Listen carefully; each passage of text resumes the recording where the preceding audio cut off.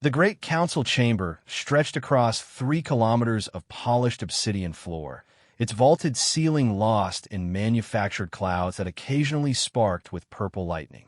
Representatives from 247 species occupied their designated atmospheric zones, each bubble maintaining the precise chemical composition their biology demanded. At the center of it all, hovering on a platform of compressed gravity, Ambassador Zekthar of the Vrelnid Concordat prepared to commit what his aides considered political suicide. His 3 hearts hammered against his carapace as he watched the war projections flicker across the central display. The human colony on Arcturus 7 glowed red, marked for immediate obliteration. Military strategists from a dozen species had already approved the strike. The humans had violated territorial boundaries, established settlements in contested space, and refused to acknowledge the Council's authority. By every legal standard in the Galactic Codex, they had earned their extinction. Zekthar's manipulator appendages trembled as he activated his speaking privileges. The gesture cost him 3 months of saved political capital, but he had no choice. He had seen what the others had not. He had studied what the others refused to acknowledge. The chamber's attention algorithms detected his activation and gradually dimmed the surrounding conversations. 247 species turned their various sensory organs toward him. Some regarded him with curiosity, others with barely concealed contempt. The Vrelnid had never been a particularly influential species, and Zekthar himself was considered a minor functionary, a footnote in the vast bureaucracy of galactic governance. General Thaskmore of the Krillian Empire was the first to speak, his vocal sac inflating with obvious irritation. The Krillians had lost 17 scout ships to human defensive systems, and their pride demanded blood. Ambassador Zekthar, your interruption is noted and unwelcome. The matter has been decided. The human infestation will be cleansed before the next solar rotation. Zekthar forced his breathing spiracles to maintain a steady rhythm, though every instinct screamed at him to flee. Honored representatives, I beg you to reconsider. You do not understand what you are about to provoke. A ripple of amusement passed through the chamber, translated by the neural interface into sensations each species could comprehend. To Zekthar, it felt like sand scraping across his sensory plates. The hive mother of the sectoid collective clicked her mandibles in what passed for laughter among her kind. We do not understand? Ambassador, the humans are barely a century into space travel. They have no allies, no advanced weaponry, no standing in this council. They are insects to be swept aside. Zekthar's primary eyes focused on the hive mother while his secondary pair scanned the chamber for any sign of support. He found none. That is precisely the danger, hive mother. You see them as insects. You see them as beneath consideration. This is a fatal error. Admiral Krian AK of the Celestial Armada gestured with one of her 6 arms, and the war projections shifted to display a comparative analysis. Human ships appeared as tiny dots against the massive dreadnoughts of the assembled fleet. Their largest vessel measured barely 800 meters. The Celestial Armada's flagship spanned 40 kilometers from bow to stern. Please explain, Ambassador, how creatures who live less than a century, who have no genetic memory, who cannot even communicate telepathically, pose any threat to civilizations that have endured for millions of years. This was the moment Zekthar had dreaded. To explain his conclusions, he would have to reveal the depth of his research, the decades he had spent studying human history, psychology, and culture. His colleagues already mocked him for his obsession with this primitive species. What he was about to say would make him a laughingstock across known space. He drew confidence from the memory of a human phrase he had encountered in his studies. They called it standing your ground. It seemed appropriate. I have spent 37 years studying humanity, Zekthar began, his voice amplified across the vast chamber. Not their technology, which admittedly lags centuries behind our own. Not their military capabilities, which appear laughable by our standards. I have studied their history, their psychology, their fundamental nature. And I have discovered something that terrifies me to my core. He manipulated the central display, overriding the military projections with his own data. Images of Earth flashed across the screens, but not the peaceful blue marble most species associated with the human homeworld. These were images of warfare, of devastation, of conflicts that had consumed entire continents. Humans are the only species in recorded galactic history to have independently developed nuclear weapons before achieving space travel. Zekthar continued. Do you understand what this means? They created the means to destroy their own planet while still confined to its surface. And they came within moments of doing exactly that, not once, but dozens of times throughout their history. General Thaskmore's vocal sac deflated slightly. Many species go through aggressive phases during their development. It is not unprecedented. But they did not grow out of it, Zekthar said, his voice rising with urgency. That is what you failed to comprehend. Every other species in this council learned cooperation before developing truly destructive technology. We evolved past our violence naturally through millions of years of genetic refinement. The humans did not. They still carry all the aggression, all the territorial instincts, all the capacity for violence that helped them survive as primitive hunters. They simply learned to control it through sheer force of will. He changed the display again, showing footage he had obtained from human historical archives. Battles raged across the screens, primitive by galactic standards, but shocking in their intensity. Humans fought with projectile weapons, with chemical explosives, with their own hands and teeth when nothing else remained. The casualty figures made several representatives recoil in their atmospheric bubbles. In the span of just 6,000 years of recorded history, humans have fought approximately 15,000 wars, Zekthar said, letting the number sink in.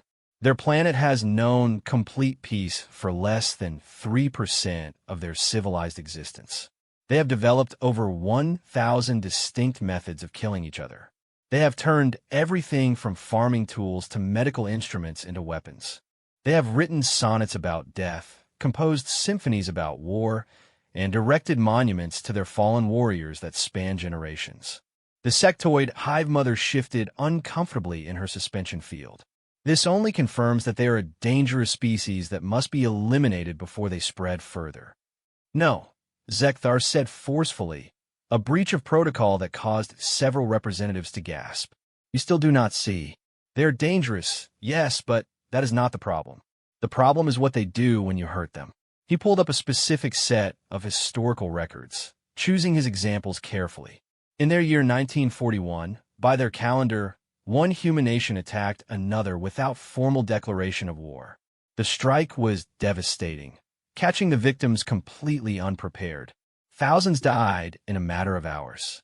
The attacking nation believed this would break their enemies' will to fight. Zekthar paused, manipulating the display to show what happened next. Instead, the attacked nation mobilized every resource at its disposal. They transformed their entire economy into a war machine in a matter of months. Factories that made consumer goods were retooled to produce weapons. Citizens volunteered for military service in numbers that overwhelmed their recruitment centers. Women who had never worked outside their homes learned to weld, to rivet, to assemble the machines of war. The images showed assembly lines stretching into infinity, massive ships sliding into harbors, aircraft filling the skies in formations so dense they blotted out the sun. Within 4 years, they had not only defeated the nation that attacked them, but had fundamentally reshaped the balance of power across their entire planet. And they never forgot. 70 years later, the memory of that attack still influences their foreign policy, their military doctrine, their national identity. Admiral Krian leaned forward in her bubble. One example proves nothing. It could be an anomaly.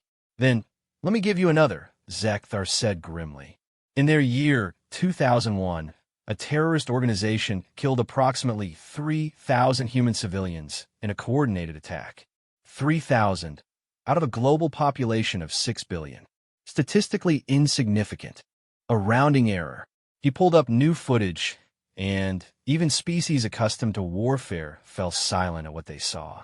The humans' response was to launch a war that lasted 20 years, cost trillions of their currency units, and resulted in the deaths of hundreds of thousands. They toppled governments, rebuilt nations, and hunted the perpetrators to the edges of their world. And when they finally eliminated the leader of the organization responsible, 20 years after the original attack, their entire nation celebrated as though it had happened yesterday. Zekthar's voice dropped to barely above a whisper, but in the silent chamber, every species heard him clearly. Humans do not forgive. They do not forget. Strike them, and they will come for you with a patience and determination that defies rational explanation. They will sacrifice their comfort, their wealth, their very lives to ensure that those who hurt them face consequences. It is not strategy. It is not calculated. It is fundamental to their nature, woven into their psychology at a level we cannot begin to comprehend. He activated another sequence of images, these showing conflicts throughout human history. When the Mongols sacked one of their cities and killed an ambassador, the humans spent decades conquering the largest land empire their world had ever seen. When their World Trade Center towers fell, they went to war for 20 years. When pirates took their ships, they built navies. When terrorists bombed their cities, they rewrote international law. The scale of their response never matches the initial offense. It always exceeds it. General Thaskmore's vocal sack was now completely deflated. You are suggesting that attacking a single human colony will provoke a disproportionate response. But, Ambassador, they lack the military capacity to threaten us. Their largest ship would be a lifeboat on one of our destroyers. Today, they lack the capacity, Zekthar agreed. But, tell me, General, how long did it take your species to develop from their first space flight to their first interstellar vessel? The general consulted his data briefly. Approximately 4,000 years. And you, Hive Mother? 32,000 years, she replied, though our genetic memory accelerated the later stages. Zekthar turned to Admiral Krian AK. Admiral, 11,000 years, she said quietly, beginning to understand. The humans achieved spaceflight in their year, 1961, Zekthar said. By 1969, just 8 years later, they had placed living beings on their moon and returned them safely to Earth. By 2024, barely 60 years after their first spaceflight, they had established permanent orbital installations and were actively colonizing their planetary neighbors. They did in 6 decades what took most council species 6 millennia. You let the implications sink in before continuing. Now imagine you attack them. You destroy their colony. You kill their people. You prove to them that there's a threat beyond their solar system that must be addressed. What do you think they will do? The Hive Mother's mandibles clicked nervously. They would need centuries to develop technology capable of threatening us. Decades, Zekthar corrected. Perhaps less. Because here is what you do not understand about humans. They are individually quite stupid compared to most council species. They have short lifespans, limited memory, and no ability to directly share knowledge the way telepathic or hive-minded species can. By every measure, they should be slow to adapt, slow to learn, slow to innovate. He pulled up graphs showing technological advancement curves for various species. The human line was nearly vertical. But they have developed something we have not. They call it the scientific method, and it allows them to build knowledge across generations in a way that compensates for their individual limitations. Each generation stands on the shoulders of the previous one, and their progress is not linear but exponential. When properly motivated, when faced with an existential threat, they can accomplish in years what should take centuries. Zekthar changed the display one final time, showing projections he had calculated using human historical patterns. If you strike them now, in 10 years they will have weapons that can threaten our outposts. In 20 years, they will have ships that can match our destroyers. In 50 years, they will have technology we have not yet imagined, because they will have done what they always do when threatened. They will have innovated, adapted, and overcome. And they will remember that you struck first. The chamber remained silent. Zekthar pressed his advantage. But this is not even the worst part. The worst part is that they will not stop. Even if you devastate their fleets, Even if you destroy 99% of their population, the survivors will rebuild. They will remember, and they will come for you. Not immediately, perhaps. Not in your lifetime, General Thaskmore. But in a century or 2 centuries or 5, they will appear in your space with weapons and a grievance, and they will not accept surrender. They will not accept tribute. They will want only one thing: for you to suffer as they suffered. He gestured to the projection of Arcturus 7, the human colony glowing red with its death sentence. This colony contains approximately 50,000 humans. You propose to kill them all. Have you considered what the other 11 billion humans will do when they learn of this? Have you calculated how many of them will dedicate their lives to vengeance? Have you considered that human scientists, human engineers, human soldiers will work for the rest of their lives with one singular goal: to make you regret this decision? Admiral Krike spoke quietly. You paint a grim picture, Ambassador. But let us assume you are correct. If humans are so dangerous, so implacable, does that not argue for eliminating them now, while we still can? If we allow them to continue existing, will they not eventually threaten us regardless? Zekthar had been waiting for this question. It was the one that had kept him awake for years. Perhaps, he admitted, but there's another option. One that no one in this chamber has seriously considered because it seems absurd to apply it to such a primitive species. He took what humans would call a deep breath. We could treat them as equals. We could offer them membership in the council. We could establish trade, cultural exchange, mutual defense agreements. We could give them a stake in the galactic order. The chamber erupted. Species shouted, clicked, buzzed, and telepathically broadcast their outrage in a cacophony that overwhelmed the translation systems. The idea of granting council membership to a species barely a century into space travel was beyond unprecedented. It was offensive. General Thaskmore's vocal sac inflated to maximum size. Absolutely not. They have not earned it. They have not proven themselves. They do not deserve to stand alongside species that have existed for millions of years.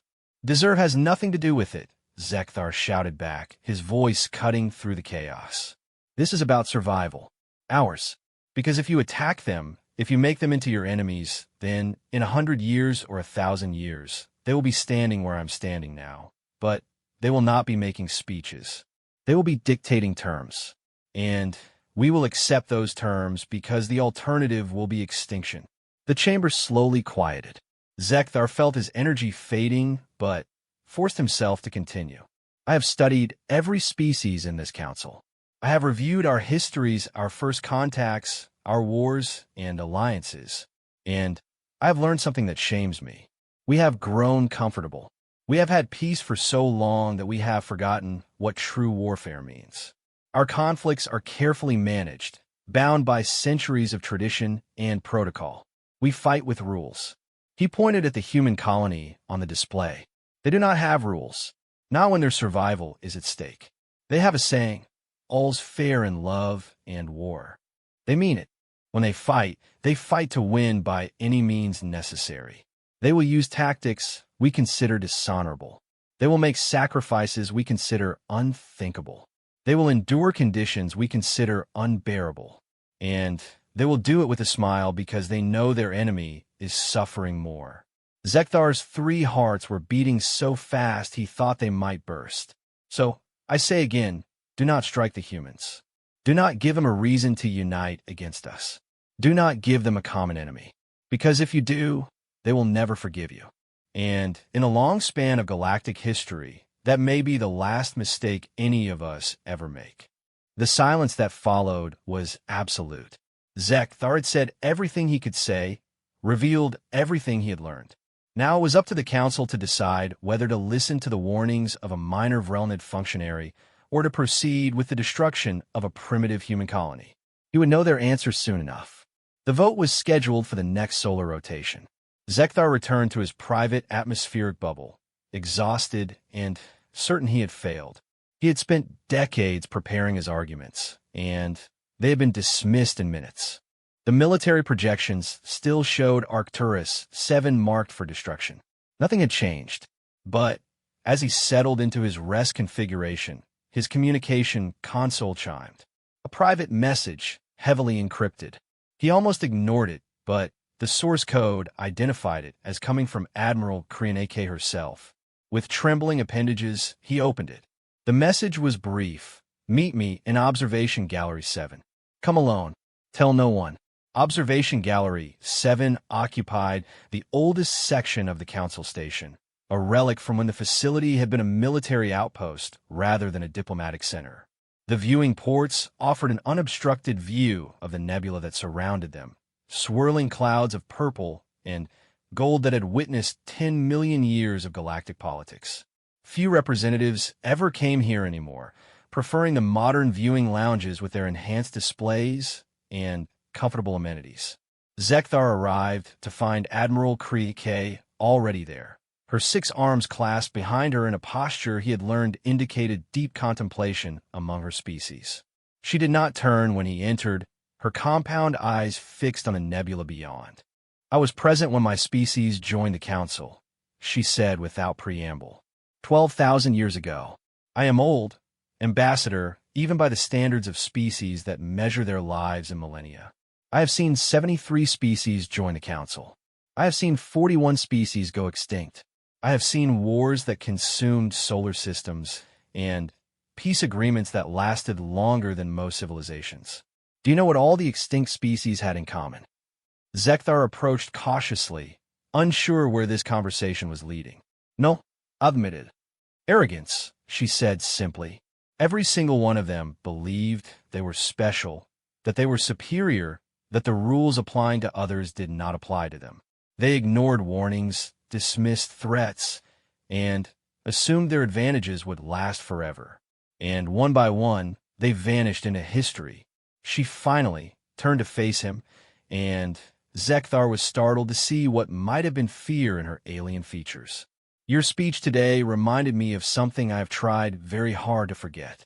20,000 years ago, before my species joined the Council, we encountered another race. The Krianake.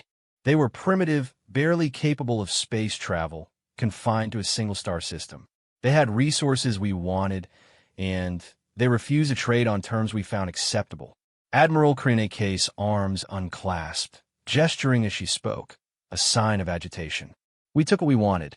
We destroyed 3 of their orbital stations and occupied 2 of their planets. We expected them to surrender. They did not. Instead, they did something we had never seen before. They turned their entire civilization into a weapon. She pulled up a holographic display with a gesture, showing star charts from millennia past. Within 5 years, they had reverse-engineered our technology and improved upon it. Within 10 years, they had driven us completely out of their system. Within 20 years, they had attacked our colonies. We fought them for 3 centuries, Ambassador. 3 centuries of brutal warfare that cost my species more casualties than all our other conflicts combined. Zekthar felt his respiratory spiracles constrict. What happened to them? We eradicated them, the Admiral said flatly. We had no choice. The war was destroying both our species, but they would not stop. Even when we offered peace, even when we offered reparations, they continued to attack. So we sterilized every world they occupied, destroyed every ship they possessed, and erased every trace of their civilization from the galaxy. It took another 2 centuries, and it nearly bankrupted our entire empire, but we did it because the alternative was our own extinction. She turned back to the nebula. The Krianake are listed in the historical archives as victims of a natural disaster, a plague that swept through their worlds. No other species knows what really happened. My people made sure of that because the truth is too shameful. We started a war of extermination over resources we did not even need, and it cost us everything. Our golden age ended that day, Ambassador. We never recovered our former glory. Zekthar understood now why she had called him here. You think the humans are like the Krianake? I think they are worse, Admiral Krianake said. The Krianake were isolated, alone, with no allies, and no knowledge of the broader galaxy. The humans know we exist. They know about the Council. They have been studying us just as you have been studying them. If we attack them, They will not make the mistakes the Crescent AK made. They will be smarter, more prepared, more dangerous. She activated another display, showing current human technological development. I had my intelligence division compile this after your speech. The humans have been in space for barely a century, yet they have already developed propulsion systems that rival what most species achieve after 5 centuries of spaceflight. Their computer technology surpasses what we had at a similar stage of development. Their medical science is crude, but shows remarkable innovation. And most disturbing, their military doctrine is built entirely around fighting enemies with superior technology. Zekthar examined the data, his 3 hearts sinking as he recognized patterns he had seen in his own research. They assume they will always be outmatched. Exactly, the Admiral confirmed. Every human military engagement for the past 5,000 years has involved adapting to fight a stronger enemy. They have refined asymmetric warfare into an art form. Guerrilla tactics, insurgency, resistance movements, all of it designed to allow a weaker force to defeat a stronger one through patience, cunning, and willingness to endure casualties that would break any other species. She zoomed in on specific examples, battles from human history that showed impossible odds overcome through sheer determination. In their year 1776, a collection of poorly armed colonists defeated the most powerful military empire on their planet. In their year 1941, a nation armed with obsolete equipment held off an invasion force that should have crushed them in weeks. Time and, again throughout their history, humans have proven that superior technology and numbers mean nothing against sufficient motivation and tactical flexibility. Zekthar felt a strange mixture of vindication and dread. Someone else finally understood, but that understanding made the danger more real, not less. What do we do, Admiral? The Council has already voted in preliminary sessions. The strike on Arcturus 7 is scheduled to proceed. Then we must stop it, Admiral Krienike said with surprising firmness. I have been reviewing the procedural rules. There are mechanisms for delaying military action if sufficient concerns are raised about strategic implications. I can invoke my authority as Fleet Admiral to request a comprehensive threat assessment. That'll buy us days at most, Zekthar protested. General Thaskmore and the Krillian Empire have already committed significant resources to this operation. They want blood, and they have convinced enough council members that the humans represent a threat that must be eliminated.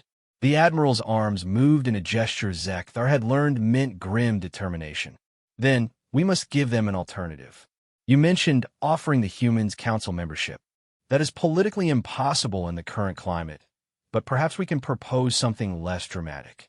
A protectorate status, perhaps, or a non-aggression pact. Something that gives the humans legitimacy and makes attacking them a violation of council law. Zekthar considered this. The humans would have to agree to restrictions on their expansion, and they're not a species that accepts limitations easily. Then, we convince them that the alternative is extinction, the Admiral said bluntly. I will use my influence to delay the strike. You will use your knowledge of human psychology to negotiate terms they can accept. We have perhaps 10 solar rotations before the Krillians force the vote. It is not much time, but it will have to be enough. She fixed him with a hard stare. Understand something, Ambassador. I am not doing this because I like the humans or because I think they deserve our mercy. I am doing this because I have seen what happens when we make enemies of species we do not understand. I am doing this because I am old enough to remember mistakes that younger species think are ancient history. And I am doing this because your speech today frightened me more than anything has frightened me in 10,000 years. Zekthar felt the weight of that statement. To frighten someone who had lived for millennia, who had seen civilizations rise and fall, who had commanded fleets in wars that reshaped the galaxy, required something extraordinary. He had not realized his research would have such impact. I will need access to human communication channels, Zekthar said, his mind already racing through possibilities. And I will need authorization to speak for the Council in preliminary negotiations. I can provide the access, but the authorization is beyond my power, the Admiral admitted. However, I can arrange for you to meet with High Chancellor Mordak. He is ancient even by Council standards, and he remembers things others have forgotten. If anyone can be convinced to support your position, it is him. She transmitted coordinates and access codes directly to Zekthar's communication implant. But be warned, Ambassador. The Chancellor does not grant audiences lightly, and he has little patience for those who waste his time. You will have one chance to convince him. If you fail, the strike proceeds, and we will have done everything we can. Zekthar accepted the data, feeling the weight of responsibility settling onto his carapace like physical mass. One more question, Admiral. Why did you come to me? You could have pursued this on your own, use your own resources and influence. Why involve someone as politically insignificant as me? Admiral Krianake's expression shifted to something that might have been a smile in her species. Because you're the only person in this entire station who truly understands what we are facing. I have intelligence reports and historical data. You have spent decades studying these creatures, learning how they think, why they do what they do. I have knowledge. You have wisdom. And in this situation, wisdom is far more valuable. She moved toward the exit, then paused. One more thing, Ambassador. In all your years of studying humans, have you ever actually met one? Zekthar hesitated. No, Admiral. I have observed them from a distance, studied their communications and historical records, but I have never engaged in direct contact. Why do you ask? Because you are about to, she said. If we were to negotiate with them, if we were to convince them to accept restrictions on their expansion, you will need to do more than understand their history. You will need to understand them as individuals. And that is something you cannot learn from data archives. After the Admiral left, Zekthar remained in the observation gallery, staring out at the nebula and contemplating what he had set in motion. Somewhere beyond those clouds of gas and dust, 11 billion humans went about their lives, unaware that their entire species teetered on the brink of extermination. And now he, a minor Vrelnid functionary who had never held significant political power, was one of the few things standing between them and annihilation. His communication console chimed again. This time, the message was from an unknown source, but the encryption signature identified it as originating from human space. Someone on Earth had detected his speech to the Council. The humans knew they were being discussed. The message was brief, written in the primary human language his translation software identified as English. We know you spoke for us today. We do not understand why, but we are grateful. If there is anything we can do to help our case, please tell us. We do not want war, but we will not beg for mercy. Tell your council we are willing to talk.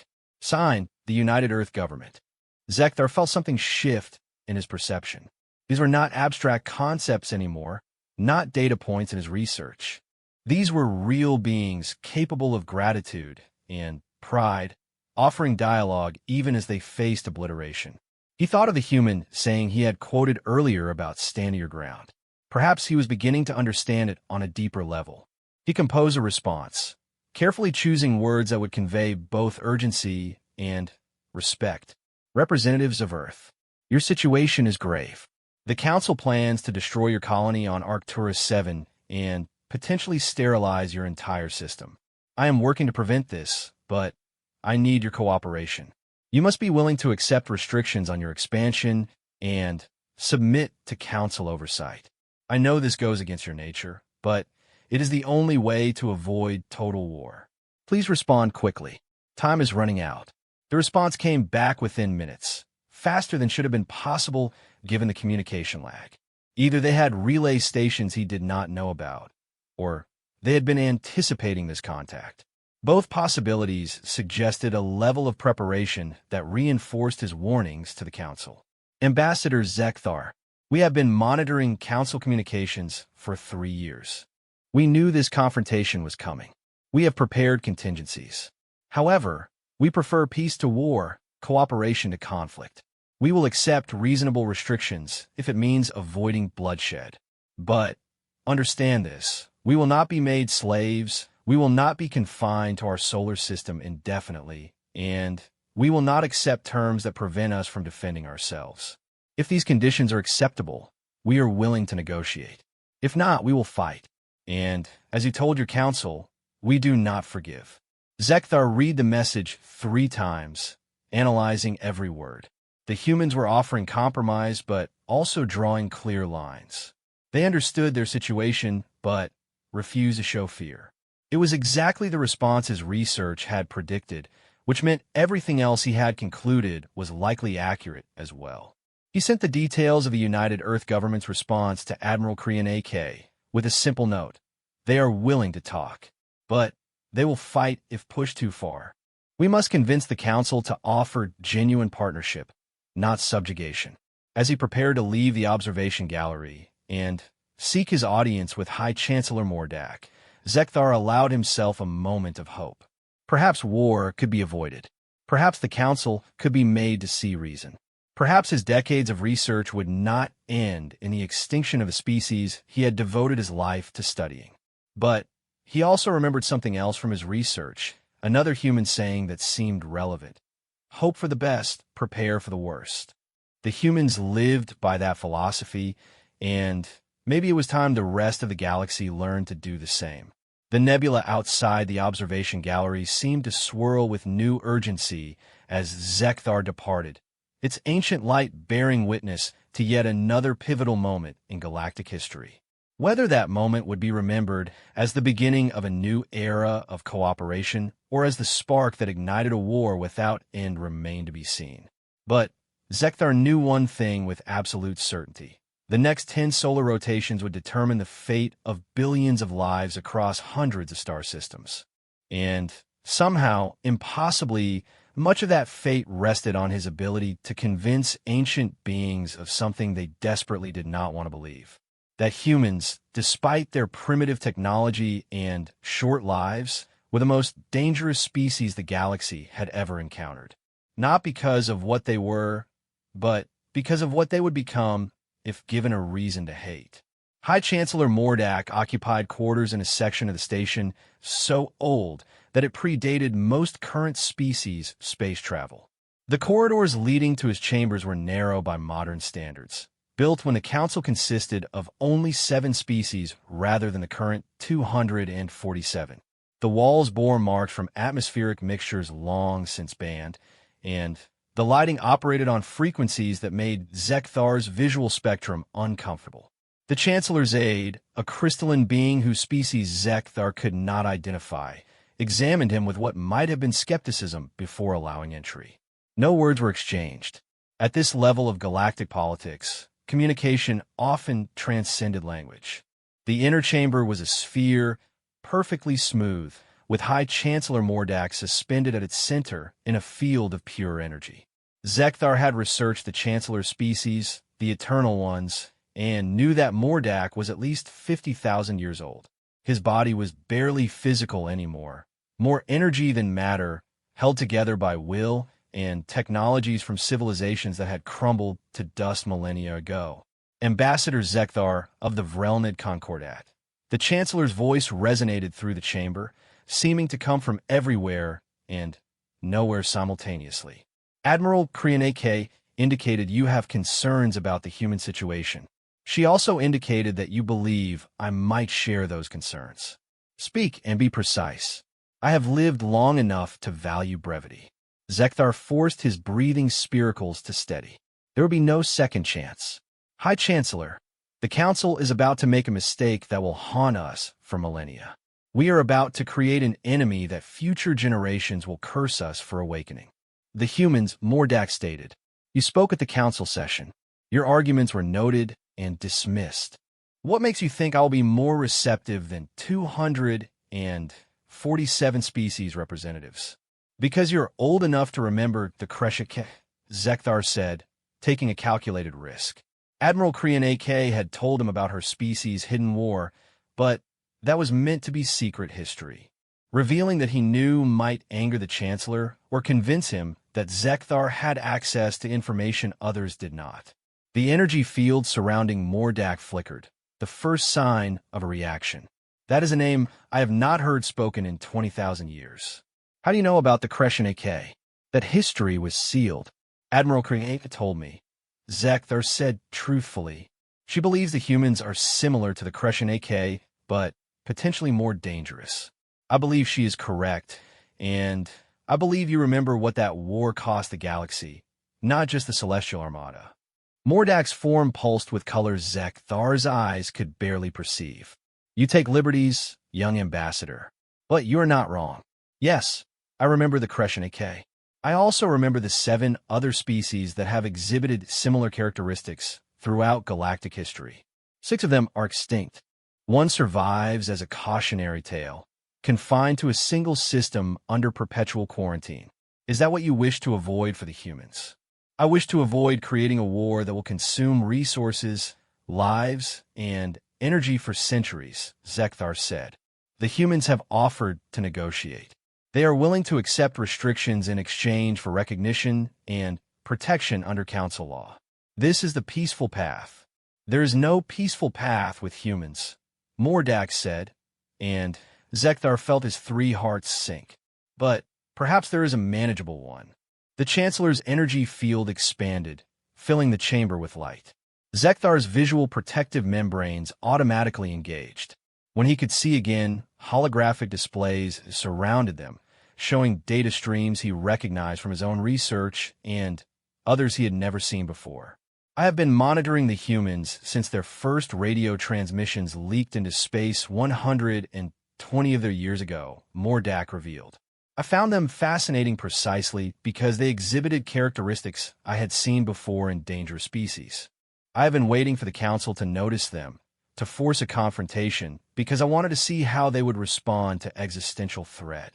Zekthar felt a chill through his carapace. You knew this was coming? You allowed the situation to escalate. I allowed events to proceed naturally, Mordak corrected. The humans would have come to Council attention eventually. Better to force the issue now, while they are still weak enough that terms can be dictated, than to wait until they are strong enough to dictate terms themselves. The holographic displays shifted, showing projections that made Zekthar's research look elementary. If left unchecked, humans will achieve fusion power within 20 years, antimatter containment within 50, and faster-than-light travel within a century. They will reverse engineer every piece of technology they can acquire, improve upon it, and weaponize it. Within 3 centuries, they will be a major galactic power. Within 5 centuries, they will dominate their entire galactic sector. Then, you agree we should strike now? Zekthar asked, horrified. I said nothing of the sort, Mordak replied. I am merely acknowledging reality. The humans are coming, Ambassador. They will be a power in this galaxy. The only question is whether they arrive as friends or enemies. Your speech to the Council was clumsy and emotional, but the core point was valid. Strike them now, and in 500 years, humans will be burning Council worlds in revenge. Welcome them now, and in 500 years, humans will be defending Council worlds as allies. The Chancellor's form contracted, and suddenly, Zekthar found himself face to face with an apparition of Mordak that looked almost solid. I will tell you something, young Ambassador, that I have told no one in 10,000 years. The Council is dying. Not quickly, not obviously, but dying nonetheless. We have grown stagnant, comfortable, risk-averse. We have not accepted a truly innovative species in 3,000 years. Every new member is vetted, tested, and domesticated until they fit perfectly into our existing power structures. We have achieved stability at the cost of vitality. Mordak's apparition gestured at the displays. The humans will not be domesticated. They cannot be. Their psychology does not allow for it. They will always push boundaries, always question authority, always seek new frontiers. This terrifies the Council because it threatens the comfortable order we have built. But it is exactly what we need. You want to use them, Zekthar realized. You want to introduce chaos into the system. I want to introduce life into a corpse. Mordak corrected sharply. Every great civilization either evolves or dies, Ambassador. We stopped evolving 5,000 years ago. The humans can force us to start again, but only if we give them a chance. And only if we do it correctly. The holographic displays changed again, showing legal frameworks and political structures. Here's what I propose. We create a new category of council membership, probationary partners. The humans will be granted limited council rights and protections, but will be subject to strict oversight. They will be allowed to expand, but only into unclaimed space and only with council approval. They will be required to share technology, but will also receive technology in return. Most importantly, they will be bound by treaties that make attacking council members an act of war against all. Zekthar studied the proposal, his mind racing through implications. This gives them legitimacy, but keeps them controlled. For now, Mordak agreed. In a century or two, when they have proven they can coexist with other species, the restrictions can be loosened. Or if they prove unmanageable, they can be tightened. The key is that we are offering them a path forward that does not require warfare. Humans are pragmatic, Ambassador. They will accept a partial victory if the alternative is potential defeat. Will the Council accept this? Zekthar asked. General Thaskmore wants blood. The Krillians want revenge for their lost scout ships. The Krillians want to feel powerful, Mordak said dismissively. They can be bought with territorial concessions elsewhere. As for the general, he can be reminded that his species serves at the pleasure of the Council, and that High Chancellors have ended careers for less than forcing unnecessary wars. The energy field pulsed with what might have been amusement. I have lived 50,000 years, Ambassador. I have seen empires rise from nothing and collapse into dust. I have watched species evolve from primitive tool users to galactic powers. I know how to manipulate council politics to achieve necessary outcomes. If I put my full authority behind this proposal, it will pass. The question is whether the humans will accept it. Zekthar felt hope and fear in equal measure.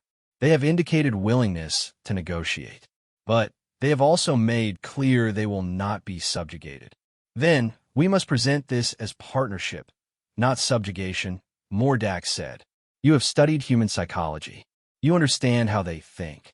You will lead the negotiation team. Admiral Krian AK will provide military expertise and ensure the Krillians do not attempt any premature strikes. I will handle the political maneuvering within the Council. The Chancellor's apparition leaned closer, and Zekthar could feel the weight of millennia in that gaze. But understand this, Ambassador. If you fail, if the humans reject our offer, or if they prove untrustworthy, the consequences will be severe.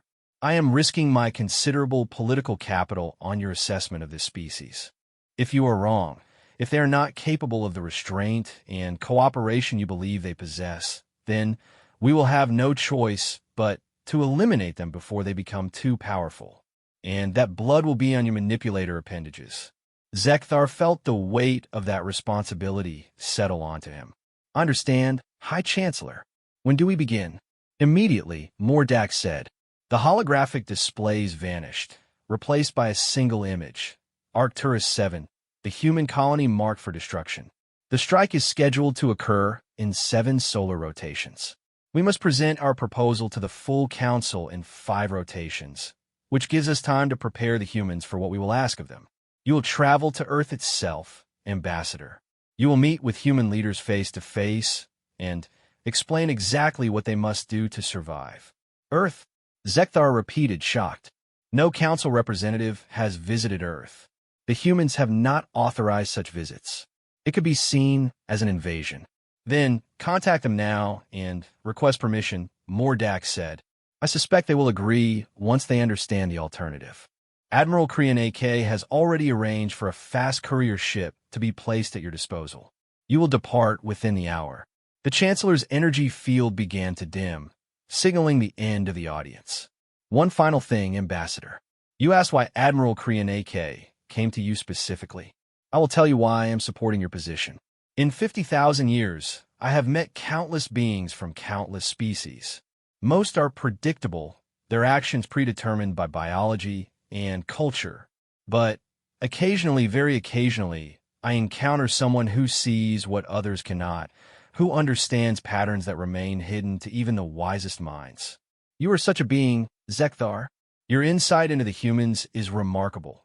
But more importantly, your courage in speaking against the entire council shows a quality we desperately need more of: the willingness to be unpopular in service of truth. Mordak's form flickered. Do not disappoint me. Do not disappoint yourself.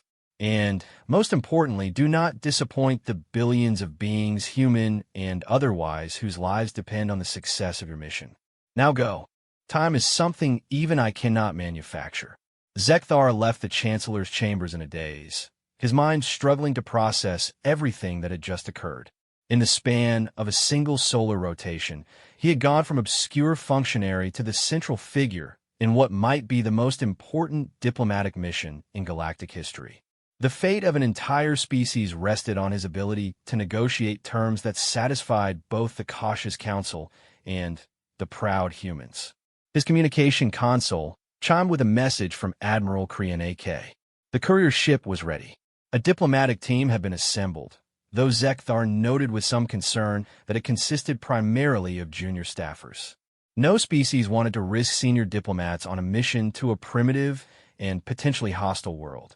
There was also another message from the United Earth government, this one more detailed.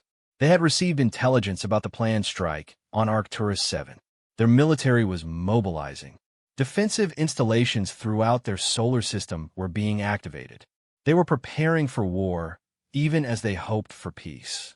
Zekthar responded quickly, explaining that he was coming to Earth as an official emissary with a proposal that could prevent conflict.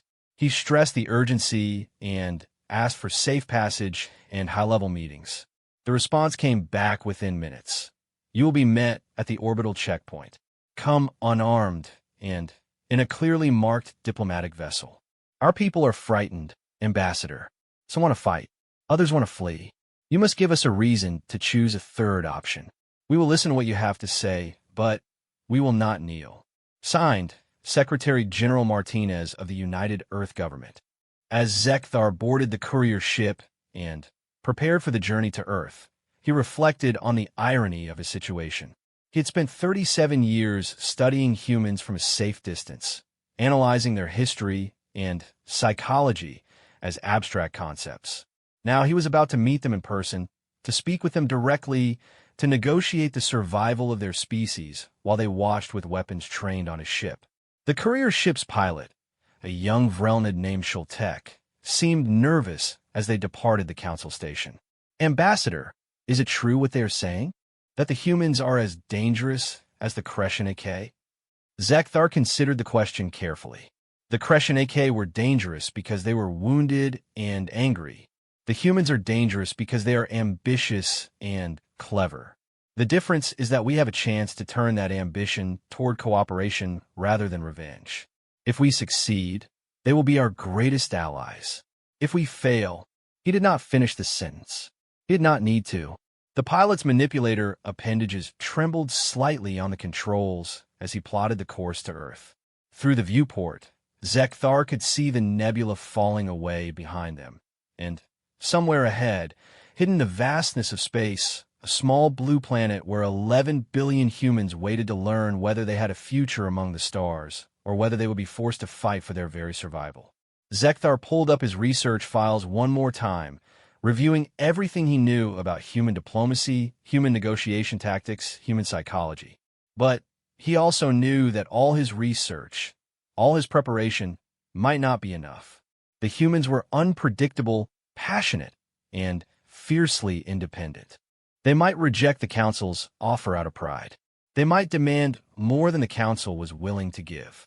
They might see the restrictions as an insult rather than an opportunity. Or they might surprise him. That was the thing about humans, Zekthar had learned. They always surprised you. The ship accelerated toward human space, and Zekthar prepared himself for the most important conversation of his life. Not just for himself, not just for the humans, but for the future of the entire galactic community. Because High Chancellor Mordak was right about one thing. The council was dying. And maybe, just maybe, these dangerous, unpredictable, impossible humans were exactly what was needed to bring it back to life. The orbital checkpoint surrounding Earth was nothing like Zekthar expected. His research had shown images of the International Space Station and early human orbital constructs, simple structures that looked primitive compared to Council architecture. What he found instead was a defensive network that made his 3 hearts race with alarm. Weapons platforms, dozens of them, formed a spherical perimeter around the planet. Each bristled with missile batteries, railgun emplacements, and energy weapons that looked suspiciously similar to Krillian technology. The humans had been busy. More disturbing, the weapons were tracking his courier ship despite its diplomatic markers. "This is Earth Defense Station Alpha." A voice crackled through the communication system in surprisingly clear galactic common. "Courier ship, you are cleared to approach. Reduce speed to 0.05 sublight and follow the navigation beacon. Any deviation from the designated course will be considered hostile action. Be advised, our weapons are locked onto your position and will fire automatically if you pose any threat to our planet." Schultek looked at Zekthar with barely concealed terror. "Ambassador, they are threatening to shoot us. Should we turn back?" "No," Zekthar said firmly, though his own respiratory spiracles were working overtime. "They are frightened and showing strength to hide that fear. It is a negotiating tactic. Comply with their instructions exactly." As the courier ship followed the beacon, Zekthar studied the orbital infrastructure more closely. In addition to the weapons platforms, he counted 17 spacecraft under construction in various orbital shipyards. These were not exploratory vessels or cargo ships. These were warships designed with one purpose: to fight enemies with superior technology. The humans had been preparing for this confrontation longer than he had realized. The question was whether they were prepared to accept an alternative. The navigation beacon led them to a massive space station that dwarfed everything else in orbit. According to Zekthar's sensors, it was less than 3 years old, constructed in a stunning display of industrial capacity. The station's design incorporated elements from at least 6 different Council species technologies, all reverse-engineered and modified. The humans had not just studied the galaxy, they had stolen from it, learned from it, and adapted it to their own needs.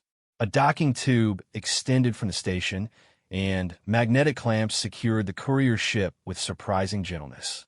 Zekthar noted that the docking procedure followed Council standard protocols perfectly.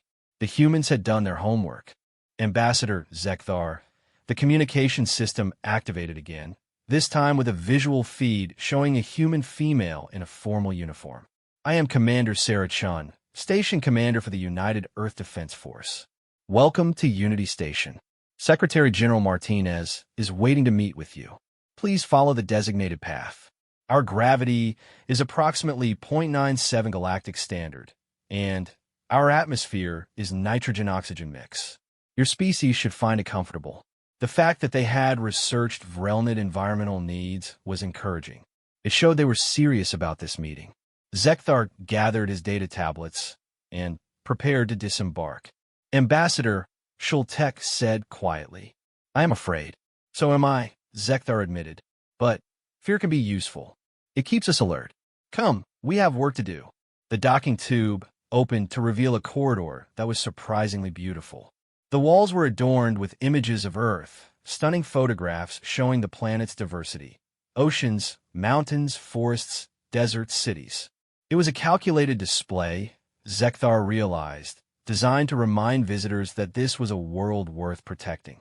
2 human soldiers waited at the end of the corridor, both armed but with weapons holstered. They were young by human standards, probably in their 20s, and they watched Zekthar with a mixture of curiosity and wariness. Zekthar noted their excellent discipline. They maintained professional postures despite clearly encountering an alien species for the first time in person. "Ambassador Zekthar," one of them said, her voice steady despite the historic nature of the moment. "If you and your aide will follow us, we will escort you to the conference room. Secretary General Martinez and her cabinet are ready to meet with you." The walk through Unity Station was enlightening. Zekthar saw human personnel working alongside what appeared to be advanced artificial intelligence systems. The technology was crude by Council standards, but showed remarkable ingenuity. More importantly, he saw the faces of the humans they passed. Young and old, male and female, displaying a variety of skin tones and features that spoke to Earth's diversity. Each one stopped to stare at the first alien they had likely ever seen in person. The conference room was a large chamber with one entire wall transparent, offering a view of Earth rotating slowly below. The planet was breathtaking, a blue jewel wrapped in white clouds. Zekthar understood immediately why humans fought so fiercely to protect it. To be confined to a single world, to see it hanging in space, so beautiful and so fragile, would make anyone protective. Seated around a large table were 7 humans, each wearing formal attire that Zekthar's cultural database identified as indicating high political rank. At the head of the table sat a woman in her 60s with steel-gray hair and eyes that reminded Zekthar of Admiral Krinke, the look of someone who had seen too much and forgotten nothing. "Ambassador Zekthar," she said, standing and extending her hand in the human greeting gesture he had studied. "I am Secretary General Elena Martinez of the United Earth Government. On behalf of humanity, I welcome you to our home. Though I must admit, the circumstances of your visit are somewhat tense." Zekthar extended his own manipulator appendage and performed the handshake carefully, noting the firmness of her grip. Humans placed great importance on handshakes. A weak grip was seen as a sign of untrustworthiness. Martinez's grip was very firm indeed. "Secretary General, members of the cabinet, I appreciate your willingness to meet with me on such short notice," Zekthar began. "I understand you have been monitoring council communications and are aware that your colony on Arcturus 7 has been marked for destruction. I am here to offer an alternative." "We are listening," Martinez said, gesturing for Zekthar to sit. A chair had been modified to accommodate his physiology, another small sign of preparation. "But before we begin formal negotiations, I want to understand something. Why are you helping us? According to our intelligence, you risked your political career to speak in our defense. Your species has no alliance with Earth. We have never met before today. Why would you do this?" It was a direct question, very human in its bluntness. Zekthar appreciated that. "Because I have spent 37 years studying your species, Secretary General. I understand humans in ways most council members do not. And what I understand terrifies them. They see you as a threat that must be eliminated. I see you as a species that will define the future of the galaxy, for good or ill. My preference is for good." He activated his data tablet, projecting holographic images into the center of the table.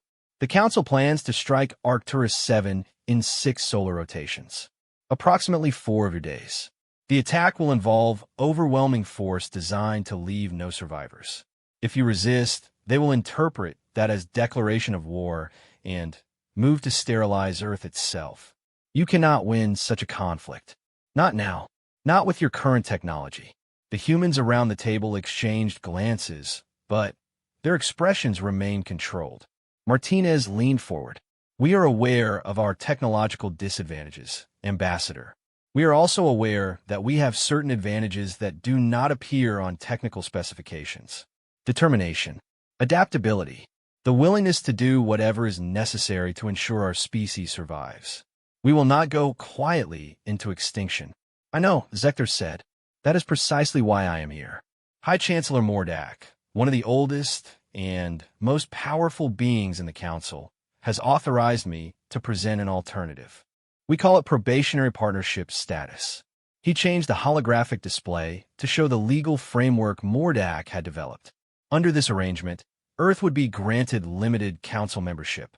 You would receive protection under Council law, meaning attacking you would be considered an act of war against the entire Council. In exchange, you would accept certain restrictions. "What kind of restrictions?" asked a younger human male whom Zekthar's database identified as Defense Minister James Thompson. "First, all human expansion beyond your current solar system must be approved by the Council," Zekthar explained. "You would be allowed to establish colonies, but only in unclaimed space and only after proper surveys and clearances. Second, you must share your technological developments with the Council scientific database. Third, you must accept Council observers on Earth and in your major colonies to ensure compliance with galactic law. Fourth, you must agree not to develop certain categories of weapons without Council approval. The silence that followed was heavy. Zekthar could see the humans processing this information, weighing the restrictions against the alternative. Finally, Secretary General Martinez spoke, her voice carefully neutral. You are asking us to surrender our sovereignty, to accept oversight from civilizations that were prepared to exterminate us days ago, to promise we will not defend ourselves as we see fit. This is not partnership, Ambassador. This is subjugation with a pleasant name. It is survival, Zekthar countered, and it is temporary. The probationary period is set at 200 years, with reviews every 50 years. If humanity demonstrates the ability to coexist peacefully with other species, the restrictions will be gradually lifted. In 2 centuries, your species could achieve full council membership with all rights and privileges. 200 years is 8 human generations, said Minister Thompson flatly. You are asking us to accept terms that my great-great-great-great-grandchildren might see relaxed. That is assuming the Council does not simply keep finding reasons to extend the probationary period indefinitely. Zekthar had anticipated this objection. I understand your concern. To address it, High Chancellor Mordak has proposed including enforcement mechanisms in the agreement. If the Council fails to conduct the required reviews or attempts to extend the probationary period without just cause, humanity would be automatically granted full membership. Additionally, any attempt to alter the terms of the agreement without human consent would void the entire contract and grant Earth immediate independence. He paused, then added, The Chancellor is 50,000 years old, Secretary General. He has seen empires rise and fall. He does not make empty promises or engage in casual deceptions. If he says the probationary period will end in 2 centuries, you can trust that it will. Martinez's expression softened slightly, but her eyes remained hard. What about Arcturus 7? What happens to our people there? They will be allowed to remain, Zekthar said. The colony will be granted the same protections as Earth itself. However, no new human settlements can be established outside your solar system until the agreement is ratified and proper expansion protocols are developed. A woman identified as Science Minister Dr. Amara Okafor spoke up, her voice tight with anger poorly concealed. Ambassador, with respect, what you are describing sounds remarkably like colonialism. Powerful civilizations dictating terms to less developed societies, restricting their growth, demanding access to their resources and knowledge, all while promising that it is for their own good. Humanity has experience with such arrangements. They never end well for the subjugated party. Zekthar felt his respiratory spiracles constrict. This was the heart of the problem, the fundamental reason why humans were so dangerous. They saw patterns, recognized threats, and refused to accept pretty lies. Dr. Okafor was absolutely correct. What he was proposing did resemble colonialism.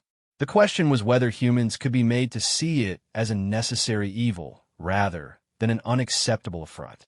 You are right, Dr. Okafor, he said, surprising them. What I am describing does resemble the darker parts of human history. The difference is that I am acknowledging this openly rather than disguising it with pleasant rhetoric. I am not here to convince you that the Council is benevolent or that this arrangement is ideal. I am here to present you with a choice between imperfect survival and certain annihilation. He stood, moving to the transparent wall and gesturing at Earth below. That planet holds 11 billion human lives. Arcturus 7 holds 50,000 more. The Council fleet preparing to strike, you could vaporize both in a matter of hours. You have built impressive defenses, but they will not be enough. You have shown remarkable progress, but you are centuries behind our technology. If you fight, you will lose. Not eventually. Immediately. Zekthar turned back to face them, his 3 hearts pounding. But if you accept this agreement, you will live. Your children will live. Your species will continue. And in 200 years, when the probationary period ends, You will have learned from us just as you have been learning by stealing our technology. You will have developed your own advances, improved upon our designs, created innovations we cannot imagine, and you will be ready to stand as equals among the stars. Secretary General Martinez stood as well, moving to stand beside Zekthar at the window. For a long moment, she simply stared at her home world, and he could see the weight of responsibility in every line of her face. My predecessor once told me that leadership is about choosing between bad options and worse options, she said quietly. The good options never make it to my desk. Tell me honestly, Ambassador, is this the best deal we can hope for? Or is there room for negotiation? Zekthar appreciated her directness. There is always room for negotiation. The framework I presented is High Chancellor Mordak's proposal, but he authorized me to discuss modifications that address human concerns while maintaining the core principles. The Council must be able to assure its members that humanity will not pose a threat.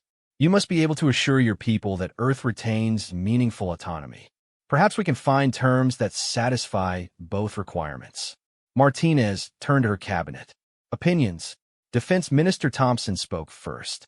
We have been preparing for war, but war means millions of casualties, possibly billions. Our models show that even if we successfully defend Earth, they will simply return with larger forces. We cannot win a war of attrition against an enemy that has hundreds of worlds to draw from while we have only one. If this agreement buys us time to build strength, it is worth considering. Dr. Okafor nodded reluctantly. I hate everything about this situation, but James is right. We need time. Time to understand the galaxy we are entering, time to develop proper defenses, time to build alliances. We cannot do any of that if we are dead. One by one, the cabinet members expressed their opinions. Some were angry, some were resigned, but all recognized the reality of their situation. Finally, Martinez turned back to Zekthar. We will accept the framework with modifications. First, the probationary period will be 150 years, not 200. Second, Council observers will be limited in number and will not have access to our military installations or classified research facilities. Third, the weapons restrictions will apply only to those capable of destroying entire planets or stars, not to conventional military technology. Fourth, we want representation on the Council immediately, even if we do not have full voting rights. We will not be subjects. We will be junior partners with a voice in decisions that affect us. She held up her hand as Zekthar started to respond. And finally, we want guarantees. Not just legal documents, but real consequences if the Council breaks this agreement. If they attempt to attack us despite the treaty. If they try to extend the probationary period without cause. If they violate any major provision of this arrangement, Earth automatically receives full Council membership and the right to seek reparations. We will not sign anything that leaves our fate entirely in the hands of beings who were ready to kill us 4 days ago. Zekthar felt a surge of hope.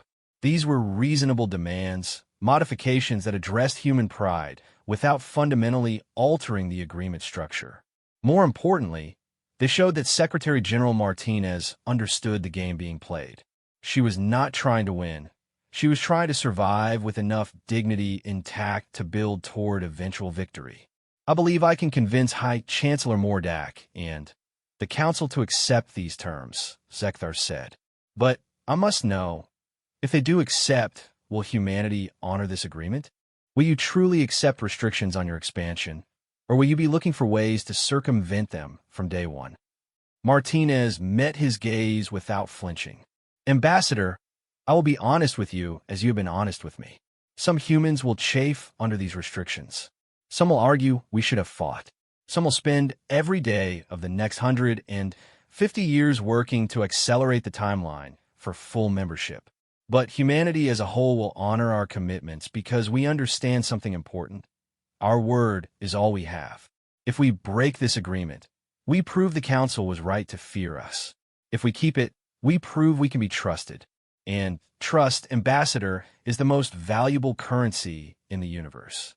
She extended her hand again. Take our proposal to your High Chancellor.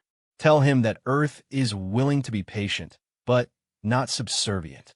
Tell him we will be partners, but only if we are treated as partners and not as primitives to be managed. And tell him that if this agreement is accepted, humanity will remember those who stood with us when others wanted us dead. In 150 years, when we take our place as full members of the Galactic Council, we will have long memories about who helped us and who tried to destroy us. Zekthar took her hand, and this time the handshake felt less like a greeting and more like a pact. I will convey your terms exactly as you have stated them. But I should warn you, Secretary General, you are making assumptions about humanity's future that may not come to pass. 50 years from now, 100 years from now, you may have leaders who think differently, who see the agreement as change rather than protection. Martinez smiled, and it was not a particularly warm expression. Then, those leaders will learn what every human leader eventually learns, that we are all temporary custodians of something larger than ourselves. The agreement will be written into Earth's Constitution, Ambassador. It will be binding on all future governments. We do not make promises we cannot keep.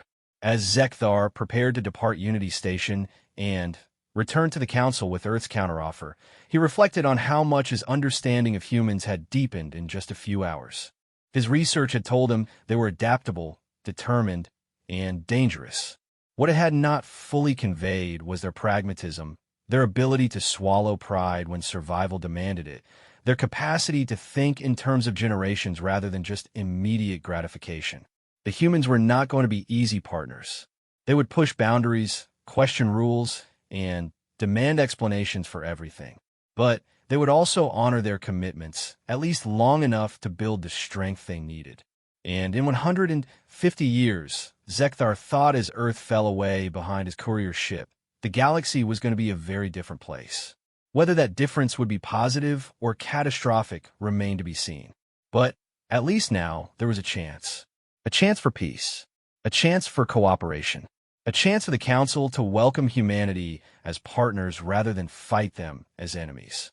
It was a small chance, fragile and uncertain, but it was more than anyone had dared hope for just days ago. The Great Council chamber had never felt so oppressive. Zekthar stood once again on the central platform, but this time High Chancellor Mordak's energy form hovered beside him, a silent statement of support that made several representatives shift uncomfortably in their atmospheric bubbles. Admiral Krian occupied a position of prominence as well, her 6 arms crossed in a posture that warned against any who might consider opposing the proposal. General Thaskmore and the Krillian delegation had not accepted the delay gracefully. Their vocal sacs were inflated to maximum capacity, their skin had darkened to aggressive war colors, and their manipulator limbs twitched with barely contained frustration. The Krillian fleet still orbited Arcturus 7, weapons charged and ready, waiting only for the Council's authorization to fire. "This is an outrage," General Thaskmore declared, his voice reverberating through the chamber. "We waste time negotiating with primitives while they build weapons, while they prepare for war, while they study our weaknesses. Every day we delay is a day they use to grow stronger." Zekthar had prepared for this argument. He activated his display, showing the weapons platforms surrounding Earth, the warships under construction, the defensive installations throughout the human solar system. "Yes, General, they're preparing for war, because you gave them no alternative. You marked their colony for destruction without attempting diplomacy. You forced them to choose between military preparation and extinction. They chose survival. Would the Krillian Empire have done differently?" The general's vocal sac deflated slightly. It was a valid point. The Krillians had built their empire on the principle of strength, and they could hardly fault another species for pursuing the same philosophy. "The humans have submitted a counteroffer to our proposal."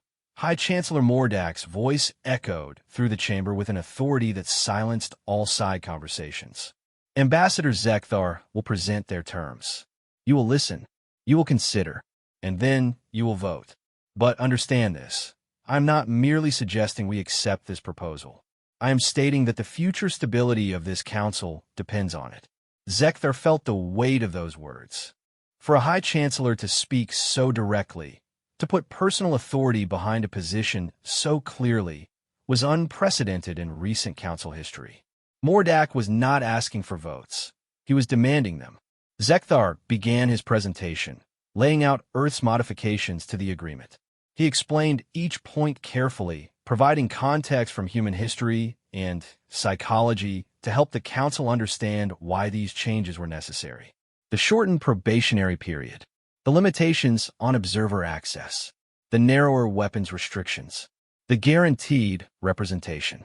When he finished, the chamber erupted in debate. Species argued with each other, caucuses formed and dissolved, alliances shifted as representatives calculated political advantages. Zekthar watched it all, trying to gauge which way the vote would go. The sectoid hive mother was the first to speak formally. The humans demand much for a species that should be grateful we are not exterminating them.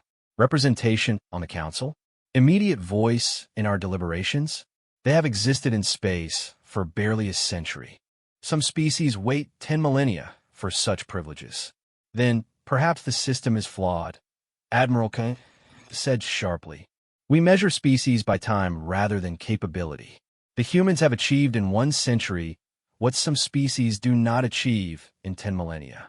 Should we penalize them for their efficiency? Efficiency, the hive mother's mandibles clicked with agitation. Or dangerous recklessness. They develop technology without proper safety protocols. They expand without proper surveying. They fight among themselves even as they prepare to join a galactic community. This is not a species ready for council membership, probationary or otherwise. Zekthar stepped forward. You are correct, Hive Mother. They are not ready. That is exactly why we must bring them into the council now, while we can still shape their development.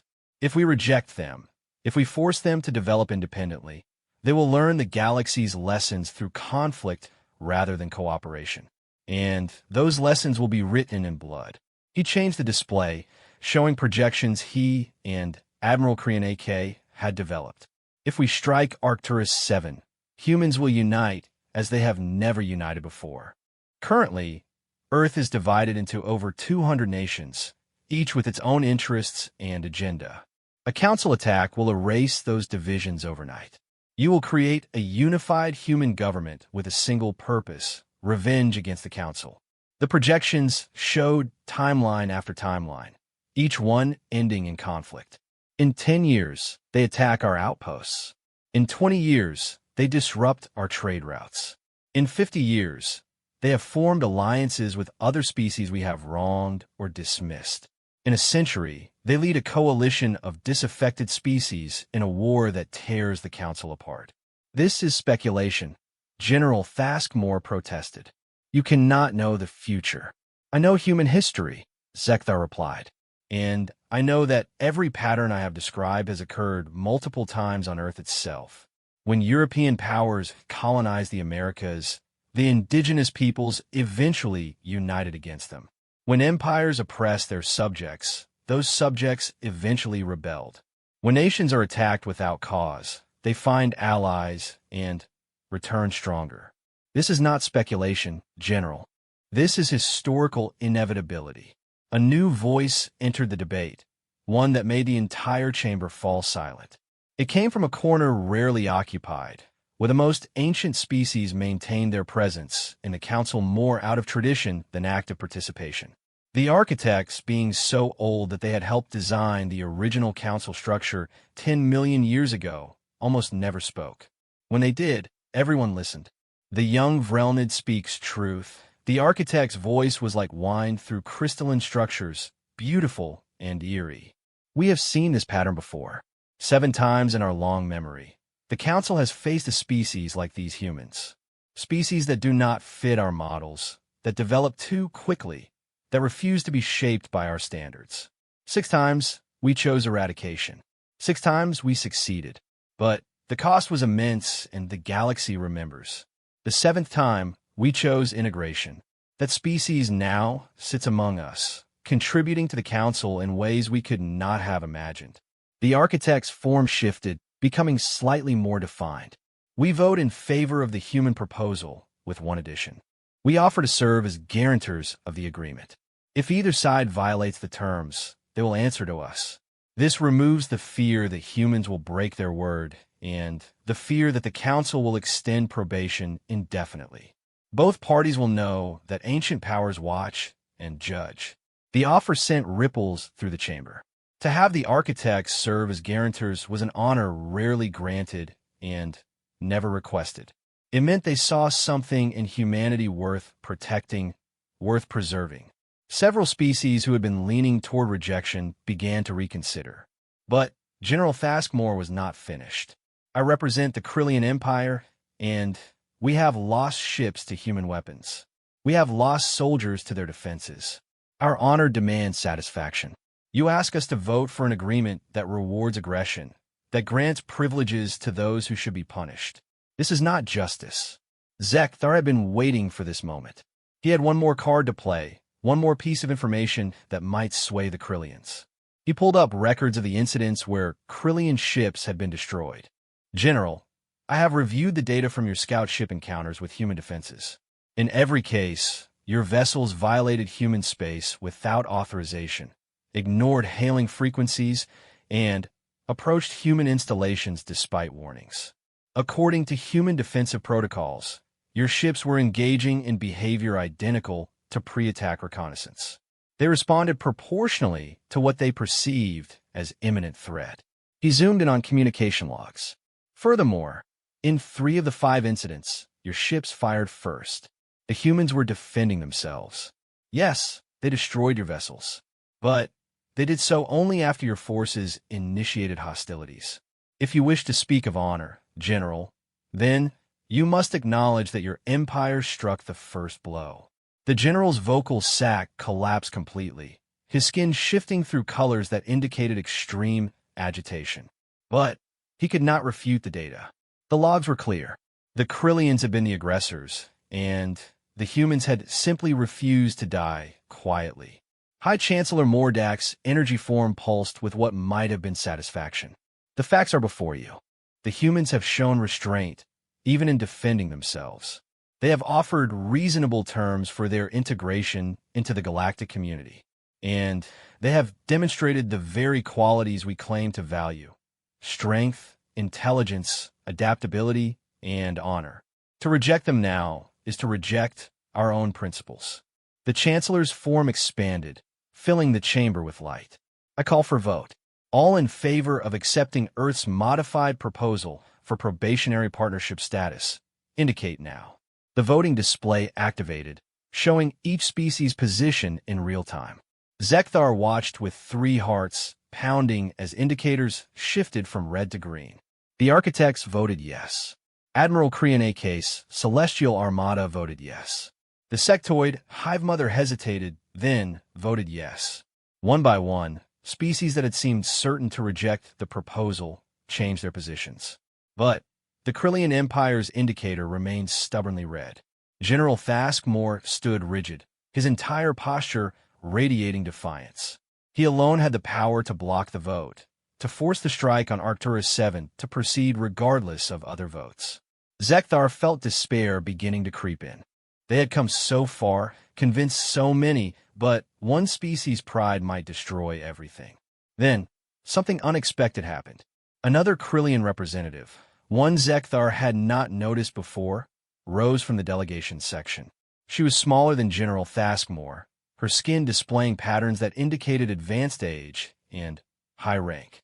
General Thaskmore, she said in the Krillian language, which the translation system rendered for the rest of the council. I am Matriarch Shulkor, speaker for the Krillian Home Council. You have been authorized to represent our military interests, but I represent our civilian government. And I say your position does not reflect the will of our people. The general turned, his vocal sac beginning to inflate with outrage, but the matriarch continued. We have reviewed the data Ambassador Zekthar presented. We have consulted with our own intelligence divisions. We have come to a conclusion that shames us. We have been the aggressors in this situation. Our honor was not violated by the humans. It was violated by our own hasty actions. She moved to stand beside Zekthar on the central platform, a calculated gesture that aligned her with his position. The Krillian Empire built its reputation on strength, yes, but also on honor. We do not make war on those who defend their homes. We do not destroy species for refusing to submit to our demands. We do not allow pride to overcome wisdom. Therefore, the Krillian Home Council votes yes on the human proposal. Furthermore, we formally apologize to Earth for our aggressive actions and offer to contribute resources to help establish the new partnership. General Thasmore looked as though he might physically attack the matriarch, but ancient protocols prevented military from directly opposing civilian authority. His indicator flickered, then shifted to green. The vote was unanimous. The chamber erupted in noise, some species celebrating, others protesting, most simply stunned that such a controversial proposal had passed without a single dissenting vote. High Chancellor Mordak allowed the chaos to continue for a moment before imposing silence through sheer force of presence. The vote is recorded, Mordak declared. Earth is hereby granted probationary partnership status under the modified terms presented by Ambassador Zekthar. The architects will serve as guarantors. The probationary period is set at 150 standard years with mandatory reviews every 50 years. Human representatives will be welcome to attend all non-classified council sessions immediately. The Chancellor's gaze swept across the chamber. Let this be recorded in the historical archives. Today, the Galactic Council chose wisdom over fear, partnership over isolation, and hope over hatred. May our descendants judge us kindly for this decision. As the session concluded and representatives began departing, Zekthar felt Matriarch Shulkor approach him. Her skin patterns had shifted to colors indicating respect and gratitude. "Ambassador, I must thank you," she said quietly. "Your research into human nature led us to conduct similar research into our own recent actions. What we found disturbed us greatly.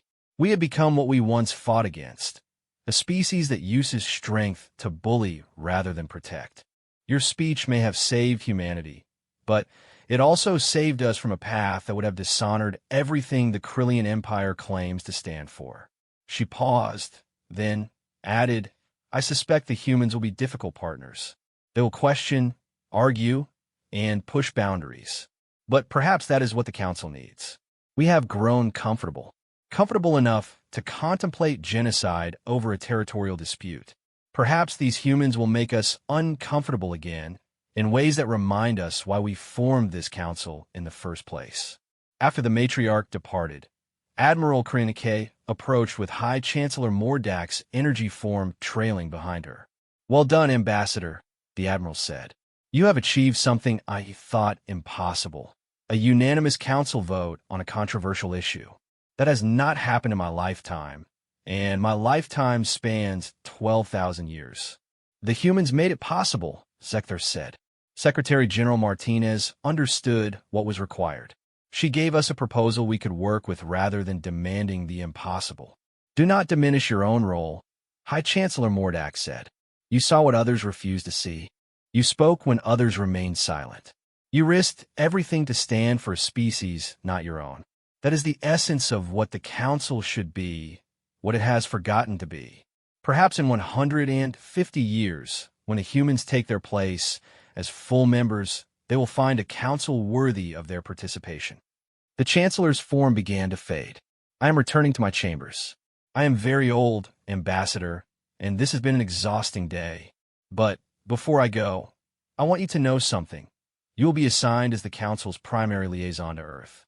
You will guide them through their probationary period, help them navigate galactic politics, and serve as their advocate in Council matters. This is not a request, but an appointment. Do you accept?" Zekthar felt his 3 hearts skip beats. To be named liaison to an entire species, especially one as important as humanity, was an honor beyond anything he had imagined. But it was also a responsibility that terrified him. "I accept, High Chancellor," he said, because there was no other answer he could give. 3 days later, Zekthar returned to Unity Station. This time, his arrival was greeted not with weapons and threats, but with formal ceremony. Secretary General Martinez met him personally, and human media broadcast the event across Earth, and all human colonies. Ambassador Zekthar, Martinez said, once again extending her hand. On behalf of humanity, I thank you for what you have done. You saved billions of lives and gave our species a future among the stars. We will not forget this debt. There is no debt, Secretary General, Zekthar replied. I did what any being should do when faced with injustice. But I must warn you, the hard part is just beginning. You must now prove to 247 skeptical species that you deserve the chance you have been given. Some will be watching, hoping you fail so they can say I was wrong about you. Others will actively work to undermine your progress. And all will judge every action you take with scrutiny humans have never experienced. Martinez smiled. Ambassador, humanity has been proving skeptics wrong since we first climbed down from the trees. We will adapt, as we always do. But we will need guidance, someone who understands both human nature and galactic politics. High Chancellor Mordak informed us that you have been appointed as our liaison. Will you accept quarters on Unity Station? We would like you to be available for regular consultations. Zekthar had not expected this, but it made sense. To properly guide humanity through the probationary period, he would need to be present, to observe them directly, to advise them on the countless small decisions that would determine their success or failure. I accept, Secretary General, but I have one request. Allow me to study your people more directly. Not just your leaders and diplomats, but ordinary humans. Scientists, artists, laborers, children. If I am to represent humanity to the Council, and the Council to humanity, I must understand you completely, not just intellectually, but emotionally. Martinez nodded. Done. You will have unrestricted access to observe human society. Within security limitations, of course. We still have secrets we are not ready to share. But you will have more access to humanity than any non-human has ever had. Use it wisely, Ambassador. As Zekthar settled into his new quarters on Unity Station, watching Earth rotate below, he reflected on the incredible journey of the past weeks. He had gone from obscure functionary to one of the most important figures in galactic politics. He had helped prevent a war that would have consumed countless lives. And he had given humanity a chance to join the galactic community as partners rather than conquered subjects. But he also knew that the story was far from over. In many ways, it was just beginning. The next 150 years would test both humanity and the Council in ways neither could fully anticipate. There would be conflicts, misunderstandings, and crises. There would be moments when the agreement seemed ready to collapse, when war once again loomed on the horizon.